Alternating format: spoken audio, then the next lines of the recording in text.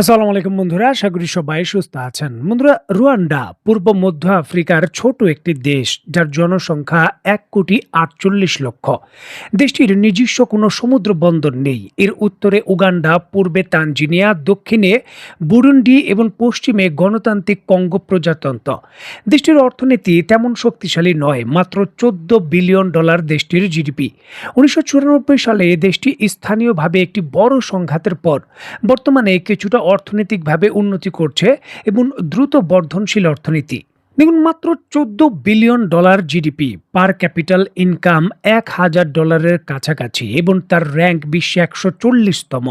এই দেশটির কাছে বড় দেশগুলোর কি চাওয়া পাওয়া থাকতে পারে, যেখানে বাংলাদেশের মতো দেশে রাশিয়ার রাষ্ট্রায়ত্ত প্রতিষ্ঠান $১২ বিলিয়ন একটি বিদ্যুৎ কেন্দ্র নির্মাণ করছে পরমাণু, যা রুয়ান্ডার জিডিপির সমান আকারে। এখন এই দেশটি আন্তর্জাতিকভাবে আলোচনার কেন্দ্রবিন্দু কেন, নিশ্চয়ই দেখতে পাচ্ছেন। মধ্যপ্রাচ্যের বড় সংবাদ মাধ্যম আল জাজিরা এবং অন্যান্য সংবাদ মাধ্যম নিশ্চিত করছে, রুয়ান্ডার মতো একেবারে স্থল বেষ্টিত ছোট এবং দরিদ্র দেশটির সঙ্গে রাশিয়ার রোসটম কোম্পানি নজিরবিহীনভাবে পরমাণু চুক্তি করেছে। চলতি মাসে রুয়ান্ডার রাজধানী কিগালিতে অনুষ্ঠিত নিউক্লিয়ার এনার্জি ইনভেনশন সামিটে এই সমঝোতা স্মারক রাশিয়া এবং রুয়ান্ডার মধ্যে স্বাক্ষরিত হয়। কাতার ভিত্তিক সংবাদ মাধ্যমের আল জাজিরার বিশেষ প্রতিবেদনে বলা হয়েছে, আপাতত দৃষ্টিতে চুক্তিটি প্রযুক্তিগত, চিকিৎসা এবং জ্বালানি খাতে সাধারণ বৈজ্ঞানিক সহযোগিতা মনে হলেও এটি আসলে আফ্রিকার ভূ রাজনীতিতে ক্ষমতার ভারসাম্যে এক গভীর পরিবর্তনের প্রতীক। রুয়ান্ডার সঙ্গে রাশিয়ার পরমাণু চুক্তি অনুসারে রুয়ান্ডার ভেতর রাশিয়া বড় মাপের কোনো পরমাণু বিদ্যুৎ কেন্দ্র তৈরি করবে না। তারা ১০ মেগাওয়াটের ক্ষমতা সম্পন্ন যে ওয়াটার কোল্ড রিসার্চ রিঅ্যাক্টর রয়েছে, পরমাণু মডুলার বা ছোট আকারের রিঅ্যাক্টর, সেটা তৈরি করবে। এবং এই প্রযুক্তি কি করে কাজ করে, কি করে বৈজ্ঞানিকভাবে আইসোটোপ তৈরি করা হয় ইত্যাদি নানান ধরনের প্রযুক্তিগত সহযোগিতা রুয়ান্ডাকে দেবে। এবং তারা তৈরি করবে কিরগিল বিজ্ঞান কেন্দ্র বা Rwanda nuclear research centre. Russia এবং রুয়ান্ডার দাবি অনুসারে ক্যান্সারের চিকিৎসা, উন্নত রোগ নির্ণয় করতে পারা পারমাণবিক প্রযুক্তি ব্যবহারের ক্ষেত্রেই এটি ব্যবহার হবে।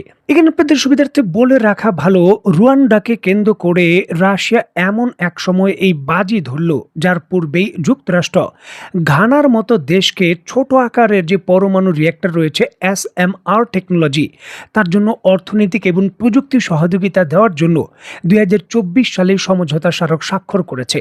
রাশিয়া অনেকটাই মনে করছে যে এই পরমাণু প্রযুক্তির টোপ ব্যবহার করে আফ্রিকা ব্যাপী যুক্তরাষ্ট্রের আধিপত্য অনেকটাই এককভাবে বিস্তার হয়ে যেতে পারে। আর এই জন্যই নিজের প্রযুক্তিগত সক্ষমতা দেখানো এবং পেশি শক্তি বৃদ্ধির করার লক্ষ্যেই আফ্রিকায় এই রুয়ান্ডার দেশ দিয়ে শুরু করলো রাশিয়া তার পারমাণবিক মিশনের যাত্রা।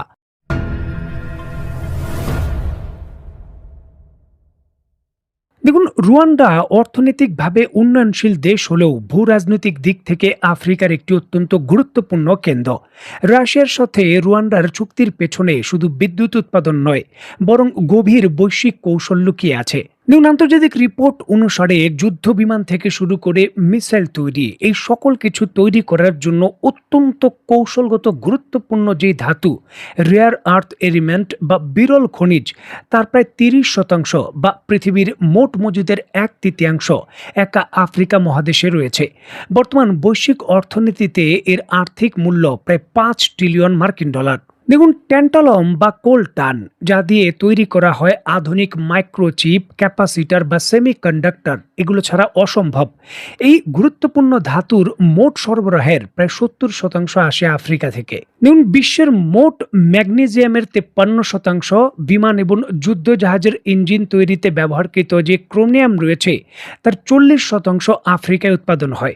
এছাড়াও যে প্লাটিনিয়াম রয়েছে, হাইড্রোজেন ফুয়েল সেল এবং গাড়ির উন্নত প্রযুক্তিতে ব্যবহারকৃত প্লাটিনিয়ামের ৭৫% প্রধানত দক্ষিণ আফ্রিকা বা জিম্বাবু থেকে আসে। দেখুন, রুয়ান্ডা এবং এর সীমান্তবর্তী অঞ্চল, বিশেষ করে গণতান্ত্রিক কঙ্গো প্রজাতন্ত্র বা DRC এর পূর্বাঞ্চল, বিশ্বের সবচেয়ে গুরুত্বপূর্ণ এবং সংবেদনশীল খনিজ বেল্ট। একে আন্তর্জাতিক রাজনীতিতে গ্রেট লেকেস রিজন বলা হয়। দেখুন, রুয়ান্ডার সীমান্তবর্তী এলাকা কঙ্গোর মাটির নিচে মোট প্রায় $২৪ ট্রিলিয়ন বিভিন্ন খনিজ সম্পদ আছে। আছে, যা প্রায় যুক্তরাষ্ট্রের জিডিপির কাছাকাছি। দেখুন, রুয়ান্ডা এবং কঙ্গোর এই সীমান্তবর্তী অঞ্চলটি বিশ্বের বৃহত্তম যে কোলটান উৎপাদনকারী কেন্দ্র রয়েছে, চাহিদার সিংহভাগ যে মেটানো হয় তার কেন্দ্র।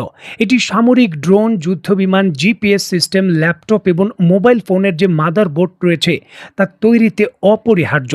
দেখুন, আন্তর্জাতিক রিপোর্ট বলছে কঙ্গোর পূর্বাঞ্চলের খনিগুলোতে যেমন বিখ্যাত যে রুয়াবা খনি রয়েছে, অনেক সময় বিভিন্ন বিদ্রোহী গোষ্ঠী যেমন M23 নিয়ন্ত্রণ করে। জাতিসংঘের বিভিন্ন প্রতিবেদন অনুযায়ী কঙ্গোর এই মূল্যবান যে কোলটান ধাতু রয়েছে সেটা রুয়ান্ডায় প্রবেশ করে পরবর্তী সময়ে রুয়ান্ডার নিজস্ব খনি হিসাবে বিশ্ববাজারে বিশেষ করে চীনে রপ্তানি করে দেয়। এখন এই যে নতুন করে রাশিয়া রুয়ান্ডার সঙ্গে এই পরমাণু চুক্তি করতে যাচ্ছে, এর অধীনে তারা একটা ফ্যাক্টরি তৈরি করবে। সেই ফ্যাক্টরির ভেতর পরমাণু কর্মকাণ্ড হবে নাকি এই ধাতু পরিশোধন হবে, সেই বিষয়গুলো সুনির্দিষ্টভাবে চিহ্নিত করা কঠিন। এবং আন্তর্জাতিক নিয়ম অনুযায়ী, বিশেষ করে রাশিয়ার সঙ্গে এই ধরনের চুক্তির নিয়ম অনুযায়ী, রাশিয়া এই ধরনের কোনো ফ্যাসিলিটি তৈরি করলে সেখানে তার সেনাবাহিনী মোতায়েন করতে পারে। বিশেষ করে তার যে বেসামরিক বাহিনী রয়েছে, ওয়াগনার সহ অন্যান্য বাহিনী, তারা মোতায়েন হয়।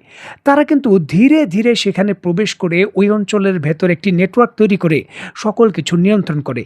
সুতরাং এই যে পরমাণু চুক্তি, এটি শুধু চুক্তি নয়, বিশ্ব ব্যবস্থায় রুয়ান্ডার একটি প্ল্যাটফর্ম হিসেবে ব্যবহার করে বিভিন্ন যুদ্ধ বিমান তৈরির এবং বিভিন্ন মিসাইল ড্রোন তৈরির যে গুরুত্বপূর্ণ কাঁচামাল রয়েছে তার নিয়ন্ত্রণে রাশিয়া শক্তিশালী একটি পদক্ষেপ নিল।